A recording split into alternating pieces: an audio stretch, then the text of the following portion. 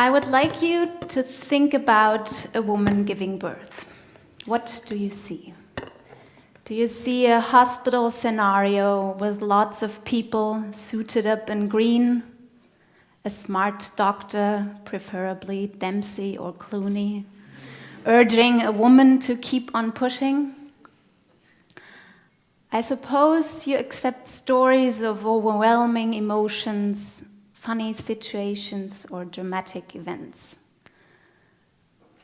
For me as a midwife, the beginning of life is a very normal and natural, yet specific event.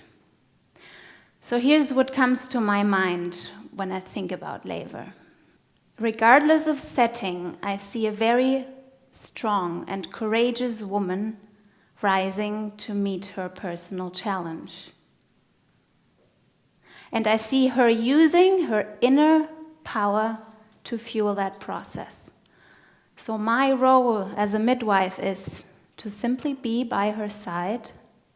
I help her to find the space and confidence she needs to find her challenge. Let me invite you on a journey. Say you're preparing for a big expedition. You want to climb the Mount Everest. You gather everything you need, you find a trusted partner to accompany you, and you decide when the time has come to start the journey. So this is exactly what a baby does during the 9 months of the pregnancy. And when the time has come towards the end of the pregnancy, the baby decides that the time has come to take off to the summit. The increasing contractions set the pace, but there are always breaks in between where mother and child can rest and draw strength. It is a journey they have to accomplish together, and it is a very necessary journey that builds trust and roots an incredibly deep-rooted bond.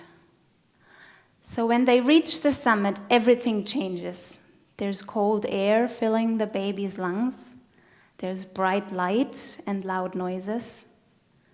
But because the mother is always there, the baby feels the reassurance of her heartbeat, her familiar voice, her warmth, and her love. So let me ask you something. What if 50% of all people would die under unnatural circumstances? Imagine if people would set a date and a time they want to exit this world. How would society react? I'm sure it would cause a major debate. However, it is a fact that over 50% of all babies worldwide are being born in an unnatural way. And society accepts this, the norm of modern obstetrics, leading to the impression that the way we deliver our babies is just a matter of personal preference. Today, we know of the effect a lack of natural birth hormones has on the bond between a mother and a child, or the rising risk of obesity or diabetes type 1 later in life. So let's go back to our journey up to the summit of Everest. Now imagine how a baby feels, experiences a cesarean section or an induced or planned labor.